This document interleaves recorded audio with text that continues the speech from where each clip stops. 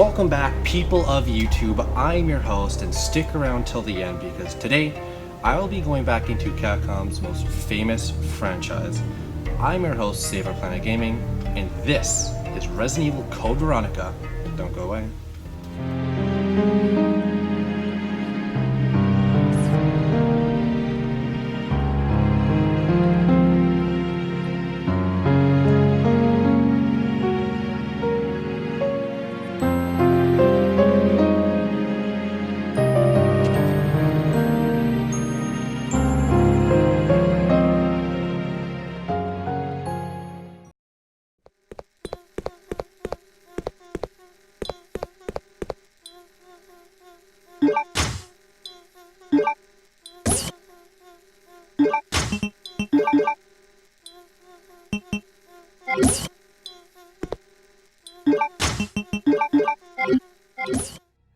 So, Resident Evil Code Veronica took me about roughly 16 hours to complete, and what you see in the background is my own gameplay. My history with Resident Evil is pretty good. I've played every main title now, with the exceptions of 3, sadly.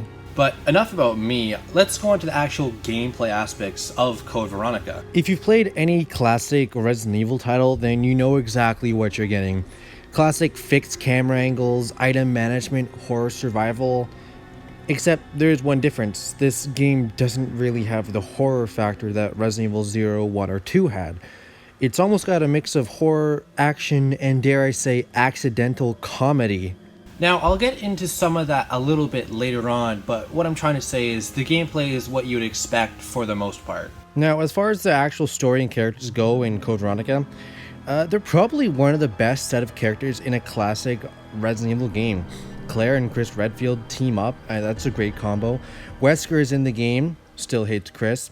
Side characters like Steve, I mean, they're annoying, and I literally hope he never comes back in any way. Mostly because I think he was scripted in as an actual love interest for Claire, which makes me throw up. And, you know, he was supposed to be somewhat of a serious character you're supposed to care about, but honestly, he just came across as, like, somewhat comedic.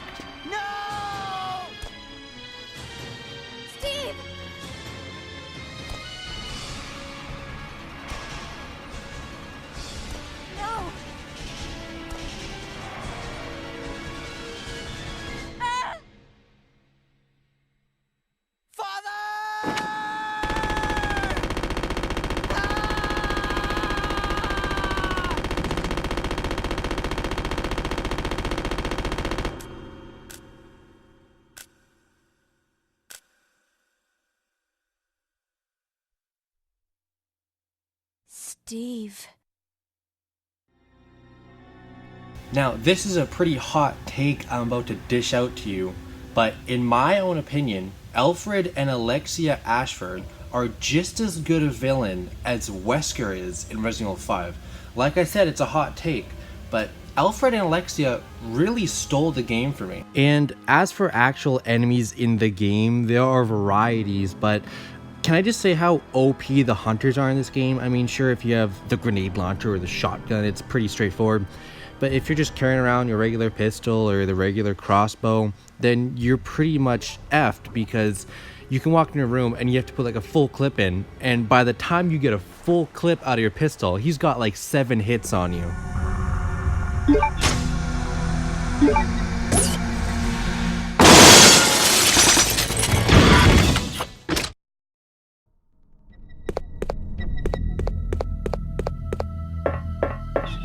Here we are, gameplay with 72 out of 100 pros. The Ashfords are, I mean, they're just great in this game. Chris and Claire are in the same game. I mean, we couldn't ask for more. Nothing like a classic Resident Evil title. And cons, not much horror in this game. It's nothing like the early ones, but it's kind of sad to see not much horror, but it is what it is. The gameplay still was pretty good, so that's why I gave it 72 out of 100. But moving on, we still have 2 categories to go, presentation and overall impact. So let's jump right into the game's presentation.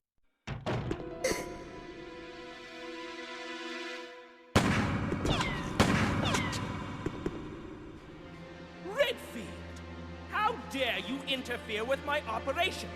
What are you talking about? You let yourself be captured so you could lead your people to this base. I have no idea what you're babbling about. You don't fool me! Now, playing the game, I originally thought that Code Veronica had come out in like 2002, 2003, maybe 2004.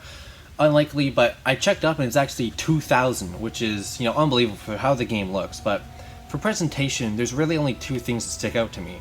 How great the setting is and how phony the zombies are. So the last part of that was just how phony the zombies really are, because I remember in some older games of our Resident Evil franchise, the zombies were a lot quieter and induced way more of a horror feeling, a sort of what is going to be around this corner feeling. But the zombies can be heard from anywhere in Code Veronica. Even if you're not even in the room, you can hear them literally across like a whole room into the next room. Like, okay, there's gonna be zombies there. And I mean, there's no real impact from the zombies. It just feels like what I said, phony.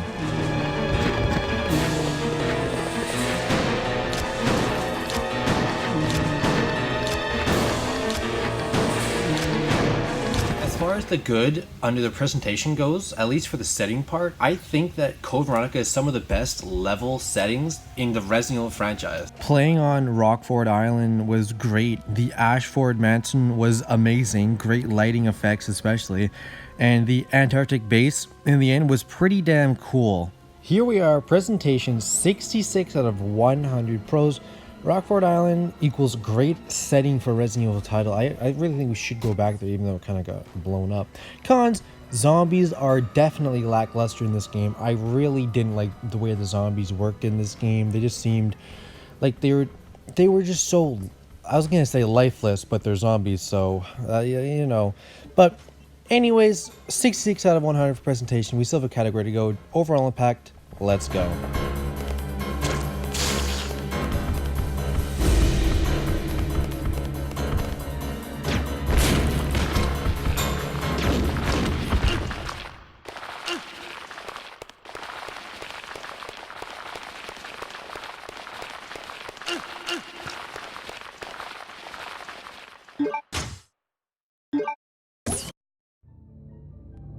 Okay, so for overall impact, Code Veronica, Resident Evil Code Veronica, where would it rank in the Resident Evil franchise? Well, for me personally, I don't think it's better than 0, 1, or 2, and I grew up with 4 and 5, so I love those, and I loved Revelations 1 and 2, so it can't be higher than those. It's got to be higher than 6 out of the main ones, and I think it would be higher than 7, so that still puts it bottom 3 out of the main franchise. So it's hard to rank. It's not the worst. It's definitely not the best. But one thing I really, really love, something about Code Veronica that I just can't put my finger on. Resident Evil Code Veronica definitely fits the persona of a classic Resident Evil title. But something feels different about this game. As great as 0, 1, and 2 are, they almost are copy and paste. Code Veronica, on the other hand, as it is a fixed camera angle classic, but feels kinda modern. If you've played Code Veronica, you might have an idea of what I'm trying to say. Closing out overall impact, I just want to go back and mention one thing that I really think makes this game unique and has a bit of charm to it is Alfred and Alexia. They are the stars of the game. I mean, I can't get around how awesome those two were as villains, honestly. Best part of the game, hands down. So long. My apologies, Alexia, but I have been doing my best. The revival of the Ashford family depends on your success, brother. I am aware of that, Alexia. I will revive the family name myself and make you the master of the glorious Ashford family. Do not worry, brother. I will handle them both myself. Who is there? Is someone at the corridor?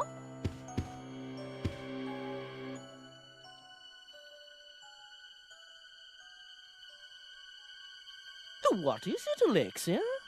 Nothing. I believe I must have been imagining things. Here we are, overall impact 81 out of 100. Pretty good if you ask me. Pros, the Ashford family, they're dynamite in this game. I wish they would come back in another one. Something really charming about Code Veronica.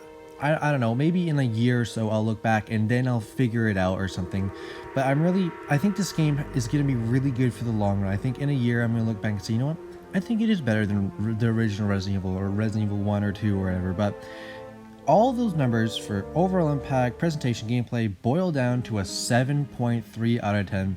Pretty good if you ask me. Resident Evil franchise is just massive. It's really impressive to look at, but that's it. Another Resident Evil game down, and now once I play Resident Evil 3, I will have completed every single main Resident Evil game. Code Veronica wasn't bad, but it wasn't the greatest. What do you think? Where does Resident Evil Code Veronica rank in the RE franchise for you? Anyways, I'm your host, Saver Planet Gaming, and I hope you enjoyed this review. Peace.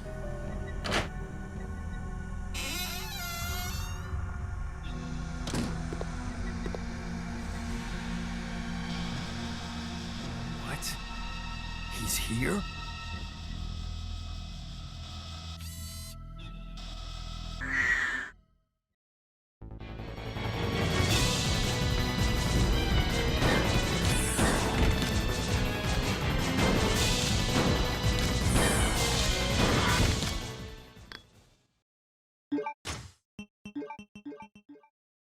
Thanks for sticking around till the end. Make sure to like, comment, subscribe, do all that stuff if you want.